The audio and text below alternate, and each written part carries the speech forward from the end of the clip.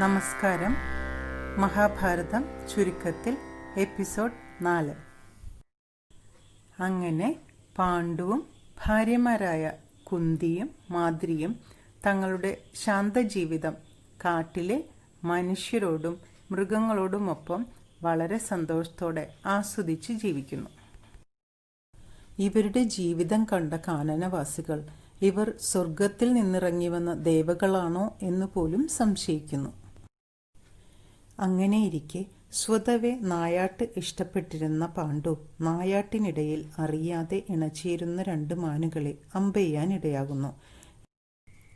യഥാർത്ഥത്തിൽ അത് കിണ്ടമ മുനിയും ഭാര്യയുമായിരുന്നു.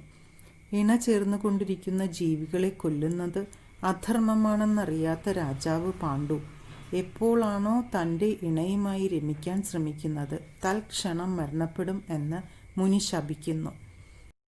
മുനിയുടെ ശാപത്താൽ അതീവ ദുഃഖിതനായ പാണ്ഡു തൻ്റെ കിരീടം എന്നേക്കുമായി ഉപേക്ഷിച്ച് വനവാസത്തിനും സന്യാസത്തിനും തയ്യാറെടുക്കുന്നു. ഭീഷ്മരും സത്യവതിയും പിന്തിരിപ്പിക്കാൻ ശ്രമിക്കുന്നെങ്കിലും പാണ്ഡു തൻ്റെ തീരുമാനത്തിൽ ഉറച്ചു നിൽക്കുന്നു. മാദ്രിയും കുന്തിയും തങ്ങളുടെ ഭർത്താവിനെ തനിച്ചുവിടാൻ തയ്യാറാകുന്നില്ല. അവർ നിർബന്ധപൂർവം അദ്ദേഹത്തെ അനുഗമിക്കുന്നു. ധൃതരാഷ്ട്രർ തനിക്ക് രാജാവായി തുടരാൻ കഴിഞ്ഞതിൽ മനസ്സാ സന്തോഷിക്കുന്നു. ഒരു ദിവസം പെട്ടെന്ന് ഹസ്തിനപുരം കൊട്ടാരത്തിലേക്ക് എത്തിച്ചേരുന്ന വേദവ്യാസ മഹർഷിയെ ഗാന്ധാരി ഉചിതമായി സൽക്കരിക്കുന്നു. ഇതിൽ സന്തുഷ്ടനായ മഹർഷി ഗാന്ധാരിക്ക് ഒരു വരം നൽകുന്നു. തന്റെ ഭർത്താവിനെ പോലെ ശക്തരായ 100 മക്കളുണ്ടാകട്ടെ എന്ന് അനുഗ്രഹിക്കുന്നു. ഗാന്ധാരിയും ധൃതരാഷ്ട്രരും ഹസ്തിനപുരം കൊട്ടാരത്തിൽ സന്തോഷത്തോടെ ജീവിക്കുന്നു. ഗാന്ധാരി ഗർഭിണിയാകുന്നു. എന്നാൽ വനവാസത്തിന് പോയ പാണ്ഡു തനിക്ക് തന്റെ ഭാര്യമാർക്ക് ഒരു പുത്രനെ പോലും നൽകുവാൻ കഴിയില്ലല്ലോ എന്നും തനിക്ക് അനന്തരാവകാശികൾ ഉണ്ടാകില്ലല്ലോ എന്നും ഓർത്ത് അതീവ ദുഃഖിതനാകുന്നു. ഇത് മനസ്സിലാക്കിയ കുന്തി തനിക്ക് വിവാഹത്തിന് മുൻപ് ദുർവാസാവു മഹർഷി പറഞ്ഞു തന്ന ഒരു വിശിഷ്ട മന്ത്രത്തെക്കുറിച്ച് പാണ്ഡുവിനോട് പറയുന്നു. ഈ വിശിഷ്ട മന്ത്രം ചൊല്ലിയാൽ ഏത് ദേവനെയാണോ മനസ്സിൽ വിചാരിച്ച് ചൊല്ലുന്നത് ആ ദേവൻ അടുത്തു വരുമെന്നും വളരെ ഉത്തമനായ ഒരു പുത്രനെ സമ്മാനിക്കും എന്നും കുന്തി പാണ്ഡുവിനോട് പറയുന്നു. ഇതറിഞ്ഞ പാണ്ഡു അത്യധികം സന്തോഷിക്കുന്നു.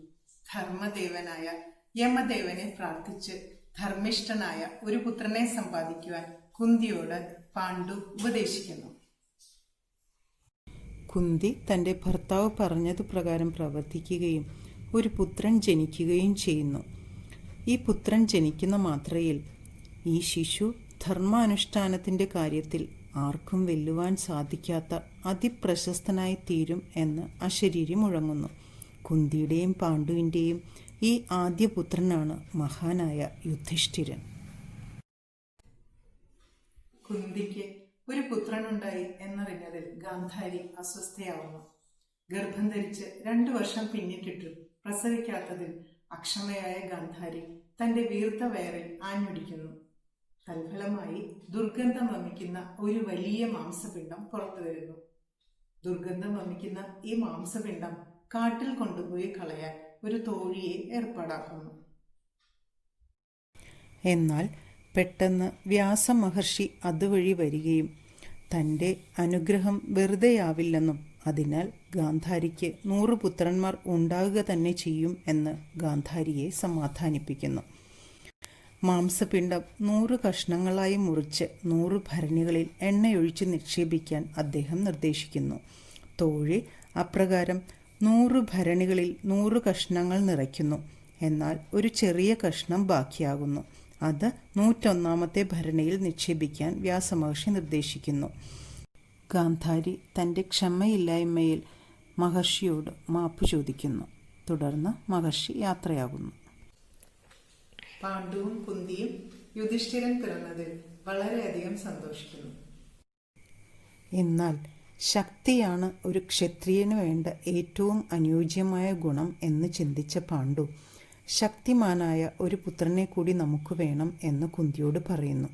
കുന്തി അങ്ങനെ 2ാമത് വായു ഭഗവാനെ മനസ്സിൽ ധ്യാനിച്ച് വിശിഷ്ട മന്ത്രം ജപിക്കുന്നു. അങ്ങനെ വായു ഭഗവാനിൽ നിന്ന് കുന്തിക്ക് ജനിക്കുന്ന പുത്രനാണ് ശക്തരിൽ ശക്തനായ ഭീമൻ. ശിശു ആയിരുന്ന ഭീമൻ കുന്തിയുടെ മടിയിൽ നിന്ന് പെട്ടെന്നൊരു ദിവസം തെന്നി പാറപ്പുറത്ത് വീഴുമ്പോൾ പാറ പൊട്ടി 100 കഷ്ണങ്ങളായി പോകുന്നു. കാരണം വജ്രത്തിനേക്കാളും ശക്തിയുള്ളതാണ് ഭീമന്റെ ശരീരം. പാണ്ഡുവിനും കുന്തിക്കും ഭീമൻ ജനിച്ച അതേ ദിവസം തന്നെ ഗാന്ധാരിക്ക് ഭരണിയിൽ നിന്ന് പൂർണ്ണ വളർച്ചയെത്തിയ ഒരു പുത്രൻ പുറത്തു വരുന്നു. ഈ പുത്രൻ പുറത്തു വരുന്നതോടുകൂടി അന്തരീക്ഷത്തിൽ നിന്ന് പല വിധത്തിലുള്ള അപശകുനങ്ങളും കേൾക്കുന്നു. ഇത് കേട്ട കൊട്ടാരം പുരോഹിതന്മാരും ആചാര്യന്മാരും ഈ കുട്ടിയെ ഉപേക്ഷിക്കുന്നതാവും ഉചിതം എന്ന് ഉപദേശിക്കുന്നു. എന്നാൽ പുത്രവാത്സല്യത്താൽ ധൃതരാഷ്ട്രർ ഇത് സമ്മതിക്കുന്നില്ല. ഗാന്ധാരിയുടെയും ധൃതരാഷ്ട്രരുടെയും ഈ പുത്രനാണ് ദുര്യോധനൻ.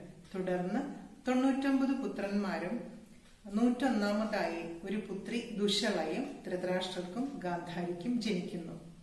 ധൃതരാഷ്ട്രർക്ക് ഒരു തോഴിയെ വളരെ ധർമ്മിഷ്ഠനായ വീരശൂര പരാക്രമിയായ യുയുത്സു എന്ന ഒരു പുത്രനും കൂടി ജനിക്കുന്നു.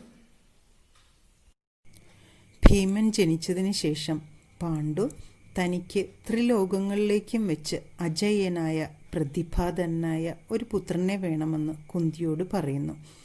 അങ്ങനെ കുന്തി ദേവരാജനായ ഇന്ദ്രനെ മനസ്സിൽ ധ്യാനിച്ച് മന്ത്രം ചൊല്ലുന്നു.